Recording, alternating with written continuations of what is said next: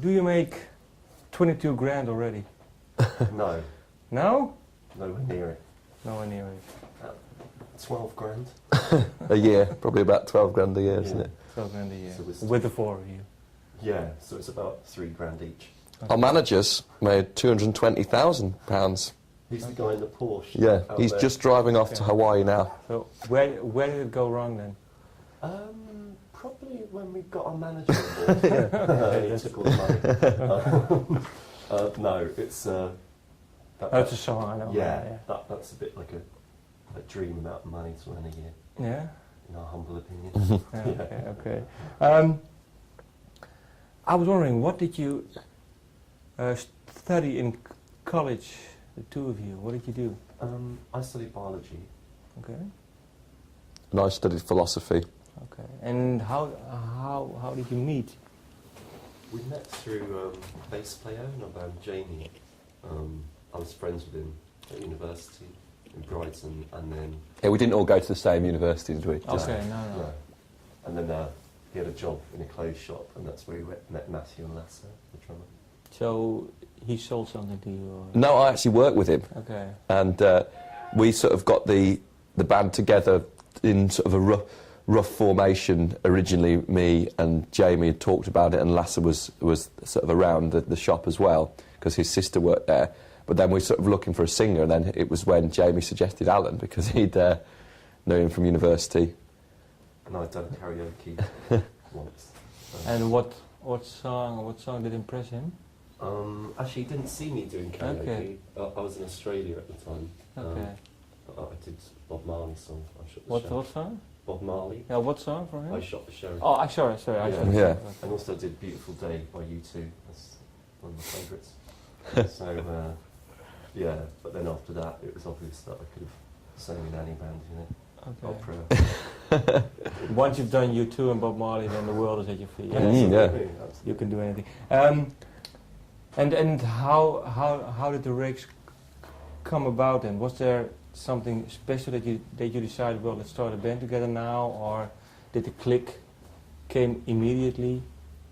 Yeah, I think music-wise. Yeah, I think like we didn't sort of have too much of an agenda really, but we got together and had our first rehearsal. Before it was a bit of a joke really. We didn't take it too seriously, but the name, the Rakes, obviously, it sort of we didn't really have too sort of high musical ideals really. We just got together, and then luckily when we did have our first rehearsal, it sounded pretty good. We wrote our first song then in the first rehearsal. What song? What song was it?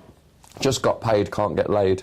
Okay. Because that was the drummer who wrote that song, the lyrics, and he funnily enough, that was the only song he wrote, but he was the only one who at the time had full lyrics. We all had different ideas, I suppose, but he was the one that was sort of loud enough to say, I want to do my song, so we did that.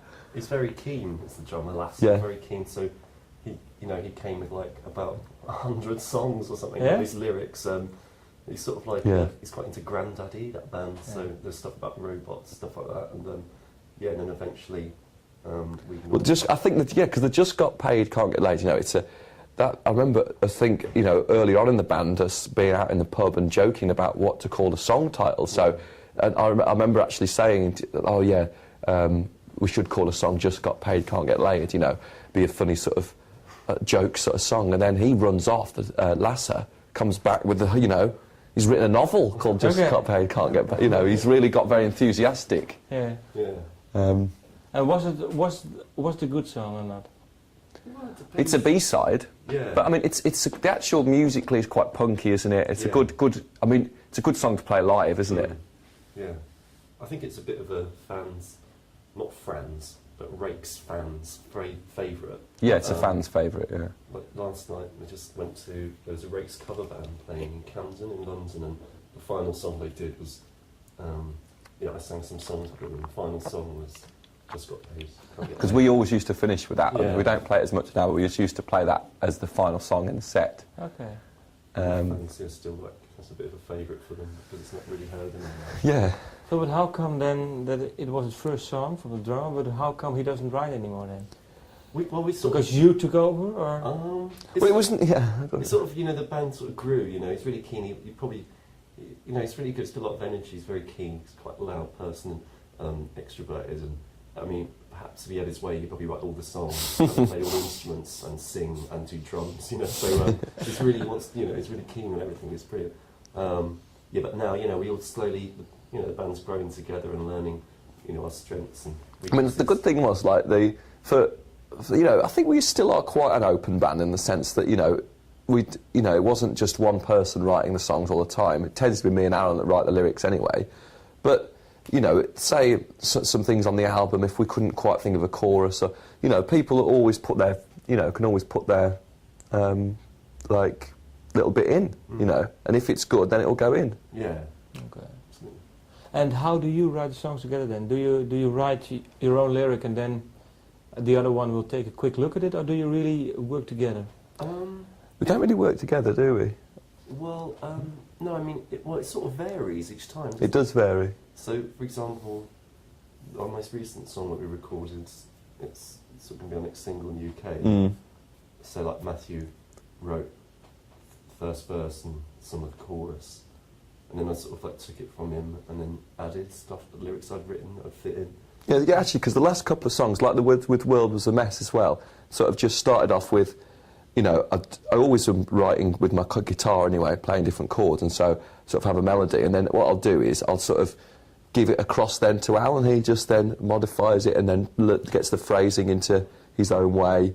And so then music and singing, or just the singing? Or do you, I mean, does he finish the song also in music, or do you... Well, I suppose, yeah, in the sense of the way it's sung, yes. The chords, not necessarily, you don't really sit down with the guitar, do you, so much, really? So much, okay. But the sort of musicality from the vocal point of view, yeah, it's then developed, because I think, you know, it's important when you are the singer to sing in words that you feel that you're comfortable with, and you sort of got the emotion in the right places, and then that affects the way that the actual melody's constructed as well. So all those things, I think, are important, rather than... Because some songs in the past, like, I've written it all, and just then Al's then sang it, which have worked, and the same way there's songs in the past where Al's written it all himself as well, so... So, how's it now then? Who writes the majority of the music then? Do you do it? Well, I suppose probably. Okay. But it is really, I mean, it is really a group sort of, to get the sound together, it is really a group thing, you know. So do you then bring finished songs, or is it just an idea? Well, it's perhaps sometimes, like Al says, it depends. Sometimes it's like the beginnings of an idea. Sometimes it's a full set of lyrics which needs to be then put to music. Okay. Sometimes it's like a set of chords with the first bit of lyrics in. Okay, so it's... Sometimes it's a drum beat, really, you know.